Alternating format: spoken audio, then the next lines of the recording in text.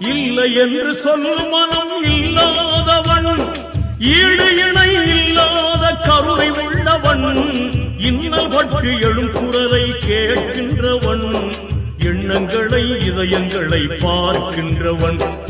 இறைவனிடம் கையேந்துங்கள், அவன் இல்லை என்று சொல்லுவதில்லை.